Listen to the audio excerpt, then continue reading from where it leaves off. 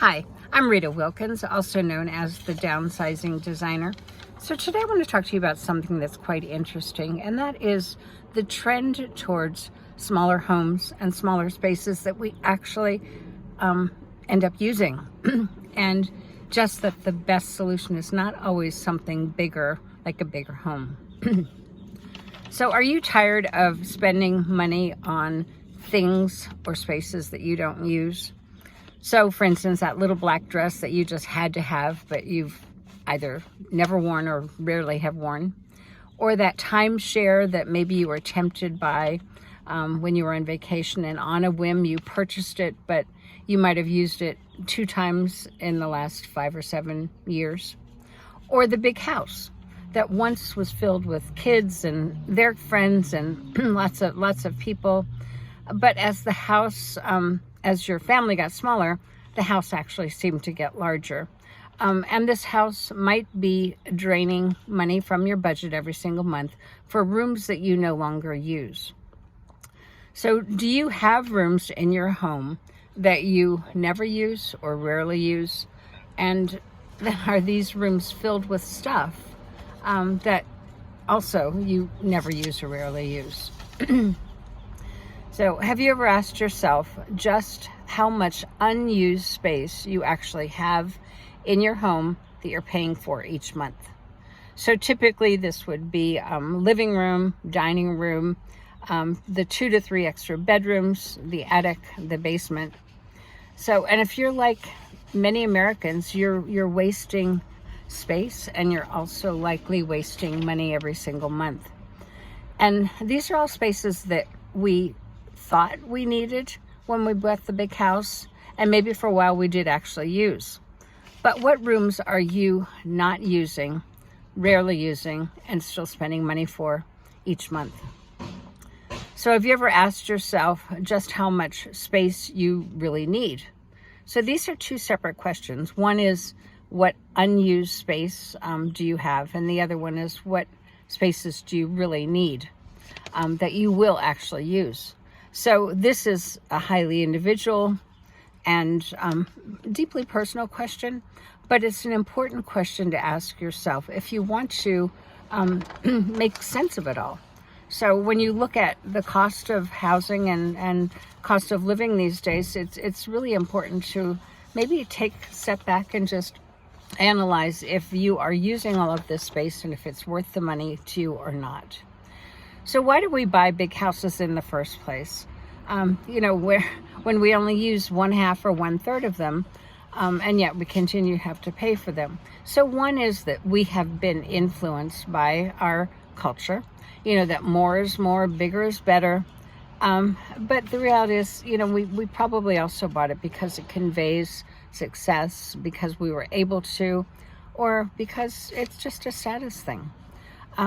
The other thing is we also have convinced ourselves that we needed that bigger house, for entertaining.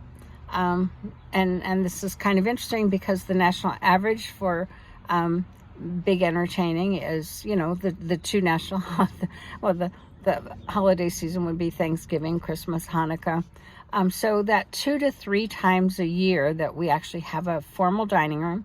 And I will admit, things always feel special in a formal dining room when it's well decorated and it just seems so much more festive. But when you only use it 2 to 3 times a year, that's the question. Like, is this real estate being well used? Because it's kind of an expensive space to use 2 to 3 times a year. The other area that we've convinced ourselves that we need are all those extra bedrooms. Now, at one point, you might have filled those extra bedrooms with kids or family members, but the national average is 3 to 4 times a year that we have overnight guests. And then the question becomes, is that a lot of real estate and a lot of dollars to be spending on something that isn't used that often? And for sure, there were times in our lives where the size of the house has dictated or was dictated by our lifestyle. So when we're young and we have a young family with young children, that's kind of one size house, and then we scale up to a bigger home And that's the middle age, and the kids are teenagers and lots of activities and so forth. We may even scale up again, either when the kids are still at home or afterwards. I see a lot of the scaling up there. And that's because, it's a success thing, and we can build bigger, better. And then there's the empty nest phase where the kids are gone, and then the house is really just for the two of you. So it's important to start, even though our lives change, many of us continue to hold on to that big house, even though the spaces are rarely used and even though we're spending money for them. So there comes a time where maybe it's a question, is that big house becoming a burden for time, for energy, and for your budget? And is it time to downsize to something smaller, more manageable, that better suits your current lifestyle needs? So one way to determine this is to ask yourself several questions. And the first one is, where do you typically spend most of your time? So a University of California study says that about 68% of Americans spend most of their time in the kitchen, the family room, and home offices. And that's typically near food, food prep, eating, TV, or computer. So all of that makes sense. And those are the spaces that we use the most. But then the next question to ask yourself is, what spaces in your home do you rarely use? And this might be guest bedrooms, basement, dining room, living room. And then on a floor plan of your home, and that's all levels of your home, take a colored pencil or something and color in those areas that are most used. The kitchen, the family room, the master bedroom, the bathroom, the home office, closet space, all of this area. So color those in with one color. And then with another color in the spaces that are rarely used.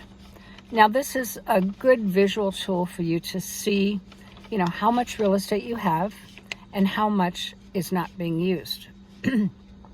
So when you start to look at the percentages of those unused spaces, what you next do is calculate the cost of the unused space. So you take your total housing cost and divide it by the number of rooms, or divide it by the square footage. And you're going to start to see, okay, these unused spaces cost me X amount of dollars.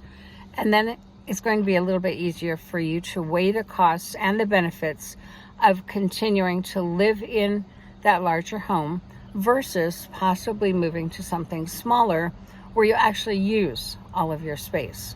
And then when you're paying for it, then you're paying for a good percentage of what you actually use. So I hope this was helpful. Please reach out to me at Rita Wilkins at ritawilkins.com. Also, please subscribe to my YouTube channel, like, share, and I would love to hear your comments. Take care.